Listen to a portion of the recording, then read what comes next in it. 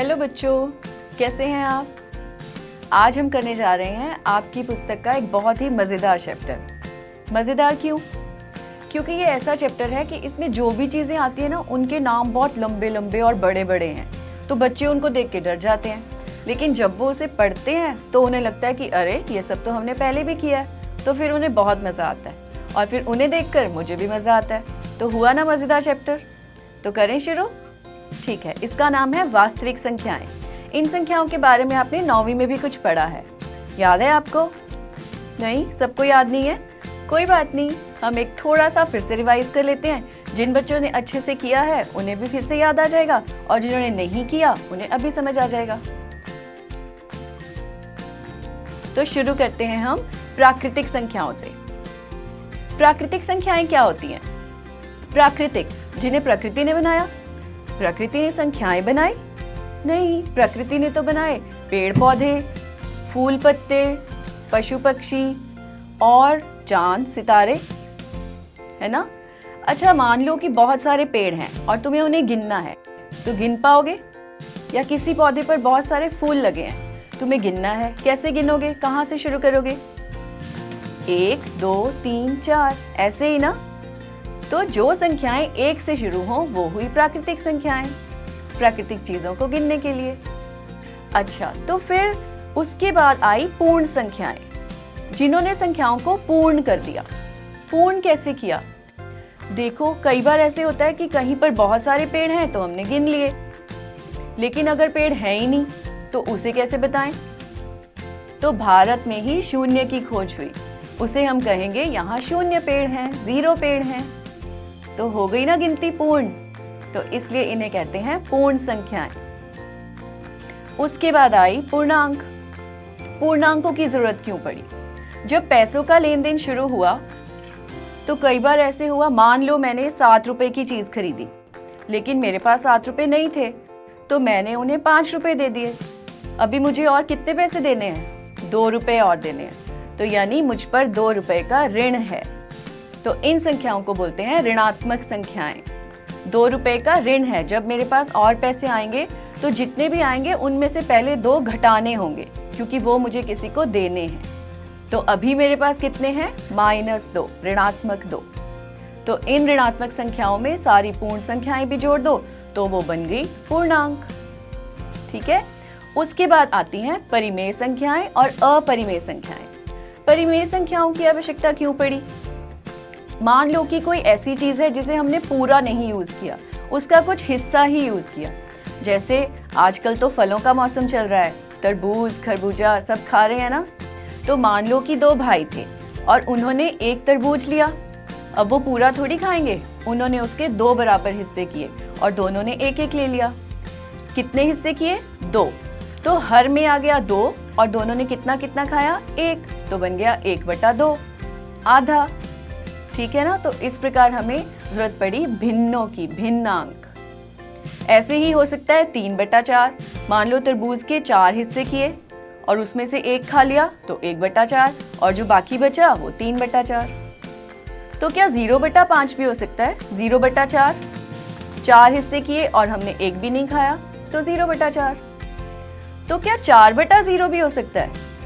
बटा में 0 आ सकता है, यानी हमने तरबूज का कोई भी हिस्सा नहीं किया। ये कैसे हो सकता है? अगर कोई भी हिस्सा नहीं करेंगे तो भी एक हिस्सा तो बचेगा, तो हर में 1 तो आएगा। तो हर में 0 नहीं आ सकता, क्योंकि उसका तो मतलब हुआ हमने तरबूज को गायब ही कर दिया, और अगर गायब कर दिया तो उसमें से कुछ हिस्सा लेंगे कैसे, है ना? तो इसलिए हर में कभी भी 0 नहीं आता। तो ये हुई परिमेय संख्याएं। परिमेय संख्याएं भी 2 तरह की होती हैं। एक होती हैं अगर उन्हें हम भाग करें तो उनका दशमलव प्रसार कहीं ना कहीं जाकर खत्म हो जाता है, अंत हो जाता है, पूरी कट जाती हैं और शेष में 0 आ जाता है। जैसे 1/2, 1 को 2 से भाग करोगे तो उत्तर आ जाएगा 0.5, यानी इसका दशमलव प्रसार शांत है, खत्म हो गया 0.5। लेकिन 1/3, जब 1 को 3 से भाग करेंगे तो उत्तर आएगा 0.3333, यानी 3 बार बार आता रहेगा, यानी इसका दशमलव प्रसार शांत नहीं है, आवर्ती है। कोई एक संख्या है जो बार बार आना शुरू हो गई है, इसे हम बोलेंगे अशांत आवर्ती। ठीक है, तो ये थी परिमेय संख्याएं। अब आते हैं अपरिमेय संख्याओं पर। अपरिमेय संख्याएं वो हैं जो परिमेय नहीं है, यानी जिन्हें हम बटा के रूप में नहीं लिख सकते। परिमेय संख्याओं की सीधी सीधी पहचान है, उन्हें p बटा q के रूप में लिख सकते हैं, और जो q है वो कभी भी शून्य के बराबर नहीं होगा। और एक और बात जो बहुत ध्यान देने वाली है वो ये है कि p और q सह अभाज्य हों। सह अभाज्य मतलब कोई भी ऐसी संख्या ना हो जो उन दोनों का गुणनखंड हो, यानी कोई भी ऐसी संख्या ना हो जो दोनों को विभाजित करती हो। ठीक है। और अपरिमेय, जो भी परिमेय नहीं है वो अपरिमेय है, यानी जिन्हें हम p बटा q की फॉर्म में नहीं लिख सकते, जैसे वर्गमूल 3, वर्गमूल 2, वर्गमूल 5। और इनकी एक पहचान और है, जो दिन का दशमलव प्रसार है वो कभी भी खत्म ही नहीं होता, वो चलता ही जाता है। ना तो उसकी कोई संख्या दोबारा आती है, रिपीट होती है, और ना ही वो कभी खत्म होता है। उसका दशमलव प्रसार कुछ ऐसा दिखेगा, 1.2, 3, 4, 9, 5, 7, 8, 3, कभी खत्म नहीं होगा, चलता ही जाएगा, चलता ही जाएगा। तो उसे हम बोलते हैं अशांत अनावर्ती। ना तो वो शांत है और ना ही वो आवर्ती है, अशांत अनावर्ती। ठीक है। तो ये सब था 9वीं कक्षा का। अब हम शुरू करते हैं 10वीं कक्षा का चैप्टर वास्तविक संख्याएं। तो शुरू करें। सबसे पहले है यूक्लिड विभाजन प्रमेय, और ये कहती है कि a बराबर BQ जमा R, जहां पर 0 is less than equal to R less than B। हो, आप तो इसे देखकर डरने लगे। नहीं करें, चलो हम इसे छोड़ देते हैं, हम कुछ और करते हैं। ये देखिए क्या है, 17 को 5 से भाग करना है। आप कर सकते हो। 5 दिए 15 और शेष बचा 2। आसान है। क्या हम ऐसे भी लिख सकते हैं, 5 दूनी 10 और शेष बचा 7? क्या ये ठीक है? देखो, जो इसका शेष है वो तो इसके भाजक से बड़ा हो गया। ऐसा हो सकता है? नहीं, ये विभाजन गलत है। हमें तो ये देखना है कि बड़ी से बड़ी संख्या है ऐसी जिस पर ये भाग हो जाए। तो 5 दिए 15 तो और शेष बचा 2, यही सही है ना? एक और करके देखते हैं। 65 को 8 से भाग करो, 8 8 64 और शेष बचा 1। क्या शेष कभी शून्य हो सकता है? हो सकता है। 35 को 7 से भाग करो, 7 पंजे 35 और बचा 0, तो ये भी सही है। अच्छा, तो अगर एक बार आप फिर से 17 बटा 5 को देखो। 17 को 5 से भाग किया, 5 दिए 15 और शेष बचा 2। मुझे ये 17 वापस बना दो। 17 को वापस बना कर दो इन्हीं संख्याओं से। कैसे बनाओ? 17 बराबर 5 को 3 से गुना कर दें और उसमें वही 2 जोड़ दें, तो ये वापस बन जाएगा ना। 17 बराबर 5 गुना 3 जमा 2। ठीक है ना? ऐसे ही जरा 65 को वापस बना कर दो, 8 गुना 8 जमा 1। कैसा है? अब मान लो कि ये 17 है A और 5 है B। A को B से भाग किया तो इसको वापस बना कर दो। A बराबर आ जाएगा 5 गुना 3, 3 है Q, BQ जमा R, शेष बचा हुआ 2। तो ये क्या बन गया? A बराबर BQ जमा R। अरे, ये तो उसी प्रमेय जैसा दिख रहा है जिससे आप डर रहे थे, वही है ना? और इसके नीचे ये क्या लिखा है? 0 is less than equal to R। ये भी हमने देखा कि जो शेष है वो 0 से बड़ा तो हो सकता है, लेकिन B से बड़ा नहीं हो सकता। 0 भी हो सकता है, उससे बड़ा भी हो सकता है, लेकिन B से बड़ा कभी नहीं हो सकता, है ना? अब लग रही है कुछ मुश्किल? तो ये सब तो आपने पहले भी किया हुआ है। अगर हमने ये सब पहले किया है तो ये हमें दोबारा क्यों करवा रहे हैं? इसका भी एक कारण है, क्योंकि इसे दोबारा पढ़ने से हमारी कुछ और चीजें आसान हो जाएंगी। देखो, आप पहले HCF कैसे निकालते थे? HCF क्या होता है? हाईएस्ट कॉमन फैक्टर, यानी महत्तम समापवर्तक। कैसे निकालते थे? आप दो संख्याओं के अभाज्य गुणनखंड करते थे और फिर उसमें से जो कॉमन, जो गुणनखंड दोनों में होते थे, उन्हें आप लिख लेते थे, वो आ जाता था HCF। करके देखें, जैसे हमने लिया 20 और 6।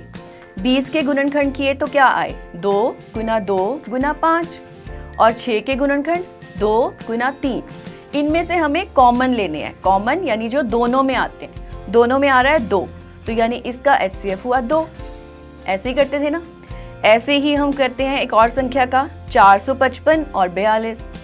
ये भी आप आसानी से कर लोगे, और जब करोगे तो पाओगे कि इसका उत्तर आया 7। अब एक और संख्या लेते हैं।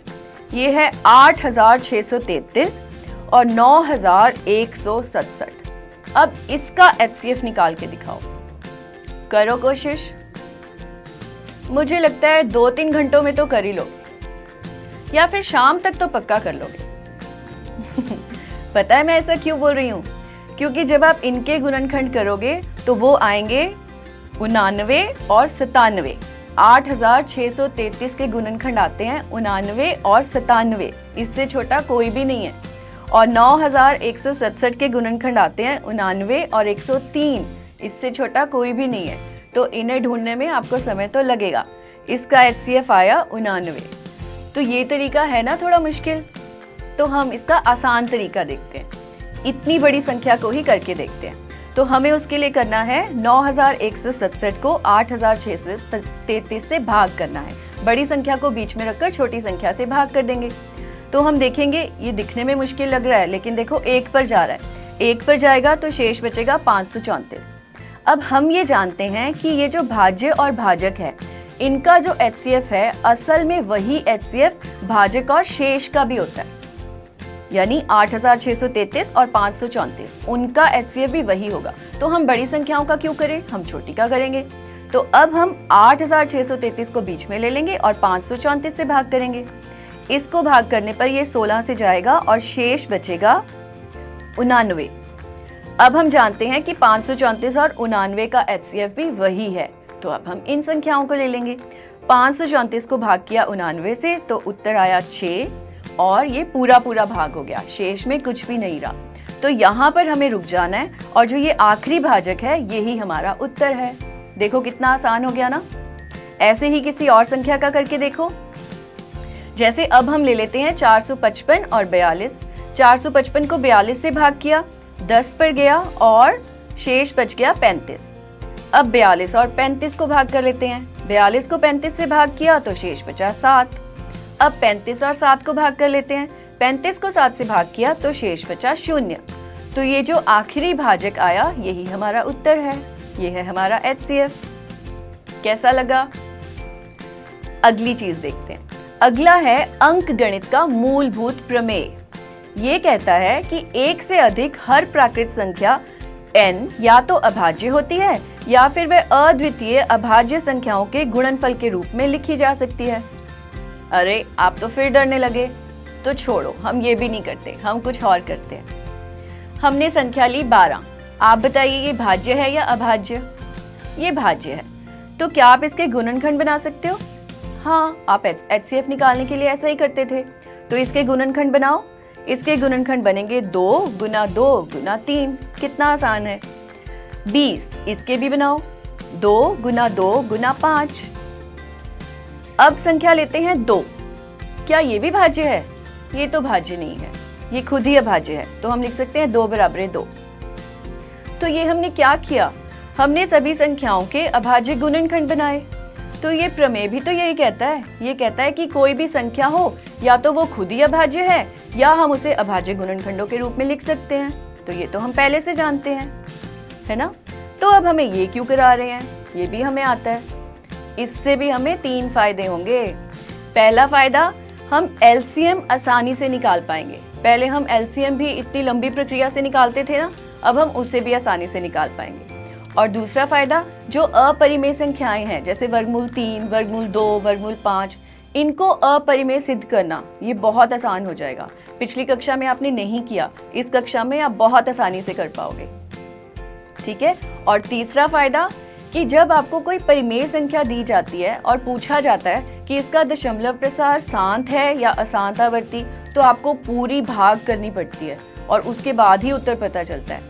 लेकिन इससे हमें एक ऐसा तरीका पता चलेगा जिससे आप संख्याओं को देखते ही पहचान जाओगे कि इनका दशमलव प्रसार शांत है या अशांतावर्ती। तो करें शुरू।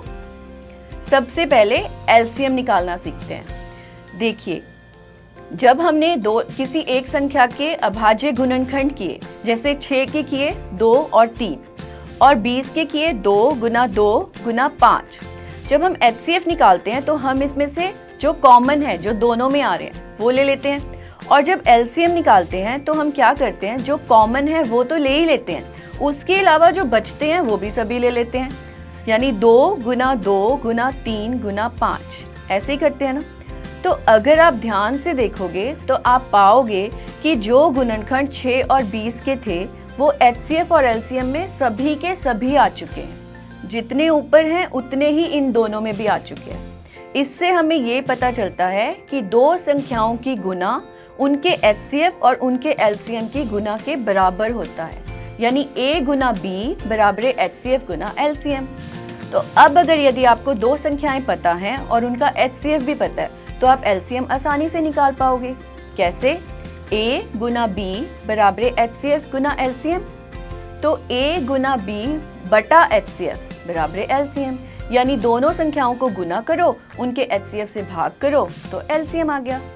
हो गया ना आसान। अब हम देखते हैं वर्गमूल 3 को अपरिमेय कैसे सिद्ध करें।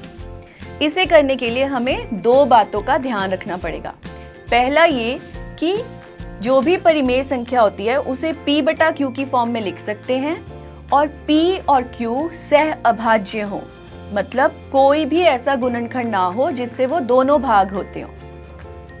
और दूसरी बात, अगर एक संख्या है a स्क्वायर बटा p, p यदि कोई अभाज्य संख्या है और वो a स्क्वायर को पूरी तरह से भाग करती है तो इसका मतलब होगा कि वो a को भी पूरी तरह से भाग करेगी। कैसे? मान लो a बराबर है 6 और p बराबर है 2, तो 6 को हम लिख सकते हैं 2 गुना 3, 2 गुना 3 बटा 2, तो ये पूरा पूरा कट गया और उत्तर आ गया 3। अब अगर हम लिखें a स्क्वायर यानी 2 गुना 2 गुना 3 गुना 3 बटा 2, इसमें भी 2 पूरा पूरा कट गया और उत्तर आ गया 18। ठीक है, तो यहाँ से साफ साफ सिद्ध होता है कि अगर कोई p संख्या जो कि अभाज्य है a स्क्वायर को पूरी तरह से भाग करती है तो वो a को भी पूरी तरह से भाग करेगी। तो इन दो बातों को ध्यान में रखते हुए अब हम सिद्ध करेंगे वर्गमूल 3 को एक अपरिमेय संख्या। देखिए, हम इसे उल्टे तरीके से चलेंगे। पहले हम मान लेंगे कि यह एक अपरिमेय संख्या नहीं है, परिमेय संख्या है। अगर यह परिमेय संख्या है तो वर्गमूल 3 बराबर है p बटा q। दोनों तरफ वर्ग करने पर हम पाएंगे 3 बराबर है p स्क्वायर बटा q स्क्वायर। q स्क्वायर को इधर ले गए तो p स्क्वायर बराबर है 3q स्क्वायर और 3 को इधर वापस लाने पर p स्क्वायर बटा 3 बराबर है q स्क्वायर। तो यहाँ से हमें पता चलता है कि जो 3 है एक अभाज्य संख्या p स्क्वायर को पूरा पूरा विभाजित कर रही है। इसका मतलब वो p को भी पूरा पूरा विभाजित करेगी। मान लीजिए कि उसने p को विभाजित किया और उत्तर आ गया m, तो यानी p बराबर है 3m। अब p स्क्वायर बराबर है 3q स्क्वायर में इस p का मान भरने पर हम पाएंगे 3m स्क्वायर बराबर है 3q स्क्वायर, 9m स्क्वायर बराबर है 3q स्क्वायर, 3m स्क्वायर बराबर है q स्क्वायर। अब 3 को उधर ले जाने पर m स्क्वायर बराबर है q स्क्वायर बटा 3। यदि 3 q स्क्वायर को पूरी तरह से विभाजित कर रहा है तो वो q को भी पूरी तरह से विभाजित करेगा, तो q बटा 3। यहाँ से हमें पता चलता है कि 3 जो कि एक अभाज्य संख्या है वो p को भी पूरी तरह विभाजित कर रही है और q को भी पूरी तरह विभाजित कर रही है। लेकिन हमने शुरू में माना कि वर्गमूल 3 p बटा q की फॉर्म का है और एक परिमेय संख्या है। परिमेय संख्या है तो कोई भी ऐसा गुणनखंड नहीं हो सकता जो दोनों को विभाजित करे, तो इसलिए जो हमने माना वह गलत था और वर्गमूल 3 एक अपरिमेय संख्या है। ठीक है, और अब इसका आखिरी फायदा ये है सबसे मजेदार। तो आइए अब हम कुछ ऐसी परिमेय संख्याएं देखते हैं जिनका हमें दशमलव प्रसार देखे बिना बताना है कि वो शांत है या अशांत आवर्ती। तो हमने लिया 5 बटा 2, 17 बटा 5, 8 बटा 15 और 11 बटा 7। क्या आप इन्हें देखकर बता सकते हैं? बहुत आसान है, आप इन्हें काटकर छोटे से छोटे रूप में लिखिए। देखिए, ये सभी संख्याएं पहले से ही छोटे से छोटे रूप में लिखी गई हैं, p बटा q। और अब आप सिर्फ इनका हर देखिए। अगर इनके हर में 2 है या 5 है, 2 गुना 5, 2 या 5 है तो इनका दशमलव प्रसार 7 होगा, शांत होगा। और अगर 2 या 5 के अलावा कोई भी और संख्या आती है तो उनका दशमलव प्रसार शांत आवर्ती होगा। जैसे 5 बटा 2 को भाग करेंगे तो आ रहा है 2 बटा 5, आप देख रहे हो कि ये शांत है। 17 बटा 5 को भाग करने पर आ रहा है 3.4, ये भी शांत है। 8 बटा 15 को भाग करने पर, क्योंकि इसके हर में 5 गुना 3 है यानी 2 और 5 के अलावा 3 भी है, इसका प्रसार आ रहा है 0.533333, यानी ये अशांत है। और 11/7 को भाग करने पर आ रहा है 1.57142857 और ये बार बार आ रहा है, तो ये भी हुआ अशांत आवर्ती। तो आपने ये जाना यदि हर में 2 या 5 हो तो उसका प्रसार शांत होगा, और यदि इसके अलावा कोई भी संख्या और हो तो वो होगा अशांत आवर्ती। ठीक है, तो बच्चों ये था आपका पाठ वास्तविक संख्याएं। अब हम मिलेंगे अगले पाठ में, तब तक आप गणित का खूब अभ्यास करते रहिए। धन्यवाद।